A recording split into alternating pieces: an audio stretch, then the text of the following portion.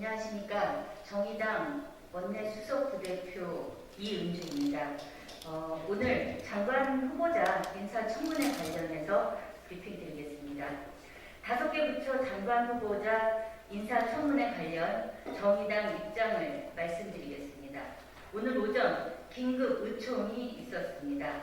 정의당은 이번 5명의 후보 중 과기정통부 임혜숙 후보, 해양수산부 박준영 후보에 대해서는 지명 철회를, 국토교통부 노형욱 후보에 대해서는 부적격이라는 입장을 정했습니다.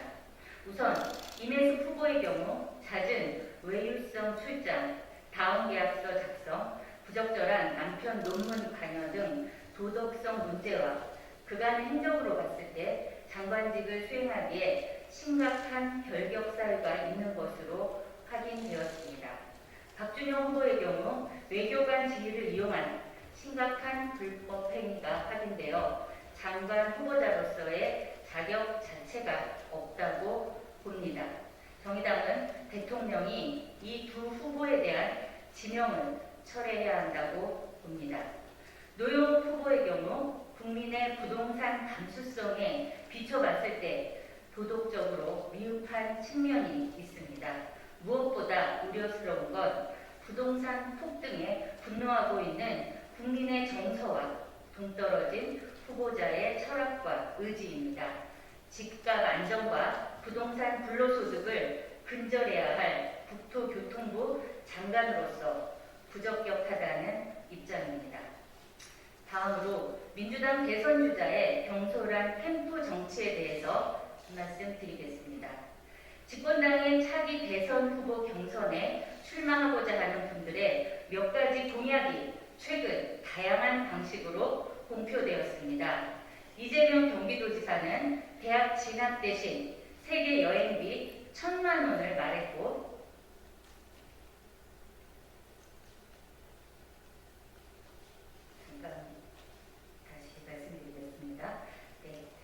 이재명 경기도지사는 대학 진학 대신 세계 여행비 1,000만 원을 말했고, 이낙연 전 총리는 군 가산점 대신 사회 출발 자금 3천만 원을, 역시 집권당 대선 후보 중 한 명인 정세균 전 총리는 사회 초년생의 자립을 위해 1억 원 씨앗 통장을 띄웠습니다.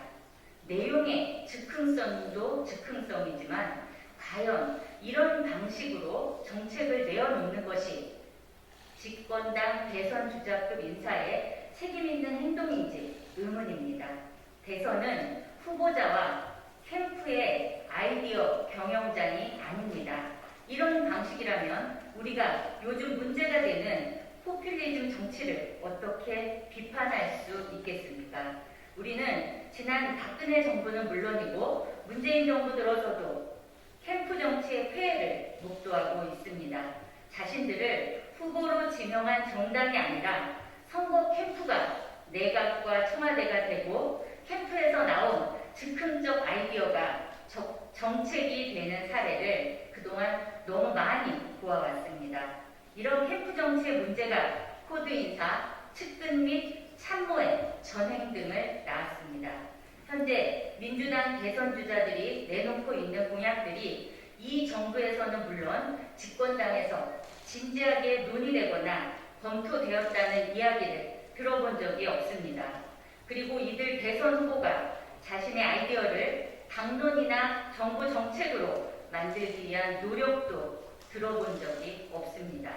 마치 이재명당, 이낙연당, 정세균당이 따로 있는 듯 당적 책임 없는 아이디어를 대선에 의제화하는 것에 대해 심각한 우려를 갖지 않을 수 없습니다. 대선은 각 정당이 대통령 후보를 시민에게 청구하고 시민의 편결을 받는 일입니다. 이 모든 과정에 가장 중요한 것은 정당의 책임성입니다. 중요성에 부합하는 책임 있는 행동을 요청드립니다. 이상입니다.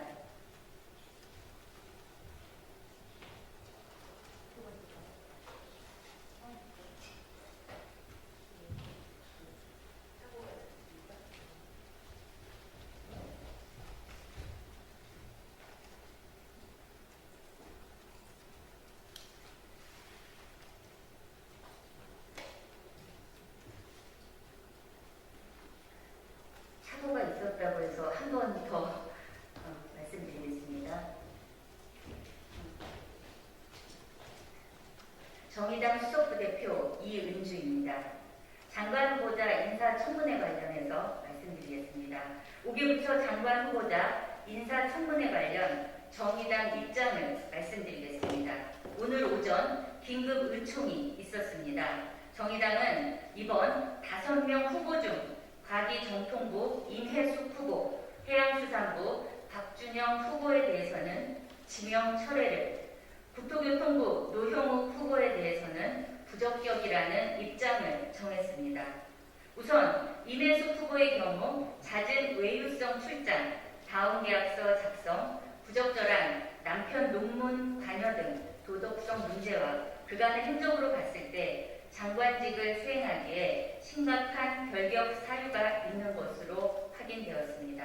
박준영 후보의 경우 외교관 지위를 이용한 심각한 불법 행위가 확인되어 장관 후보자로서의 자격 자체가 없다고 봅니다. 정의당은 대통령이 이 두 후보에 대한 지명을 철회해야 한다고 봅니다.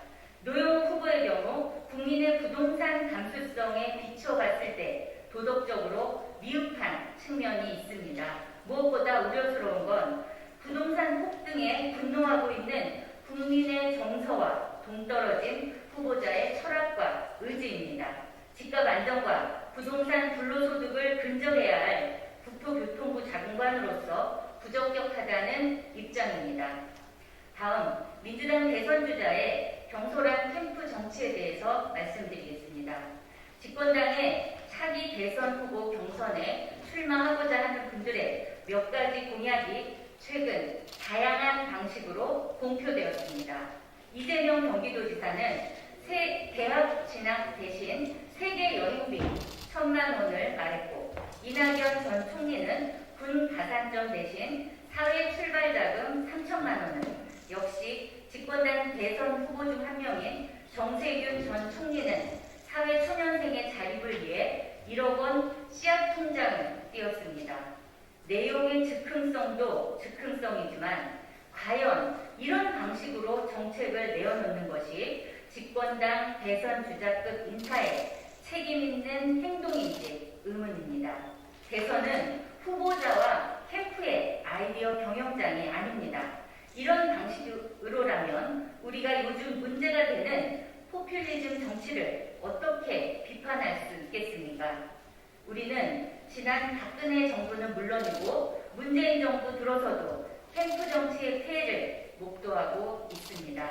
자신들을 후보로 지명한 정당이 아니라 선거 캠프가 내각과 청와대가 되고 캠프에서 나온 즉흥적 아이디어가 정책이 되는 사례를 그동안 너무 많이 보아왔습니다.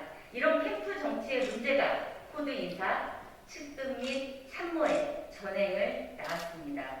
현재 민주당 대선 주자들이 내놓고 있는 공약들이 이 정부에서는 물론 집권당에서 진지하게 논의되었거나 검토되었다는 이야기를 들어본 적이 없습니다. 그리고 이들 대선 후보가 자신의 아이디어를 당론이나 정부 정책으로 만들기 위한 어떤 노력도 들어본 적이 없습니다. 마치 이재명당, 이낙연당, 정세균당이 따로 있는 듯 당적 책임 없는 아이디어를 대선 의제화하는 것에 대해 심각한 우려를 갖지 않을 수 없습니다. 대선은 각 정당이 대통령 후보를 시민들에게 청구하고 시민들의 편결을 받는 일입니다. 이 모든 과정에 가장 중요한 것은 정당의 책임성입니다. 중요성에 부합하는 책임 있는 행동을 요청드립니다. 감사합니다.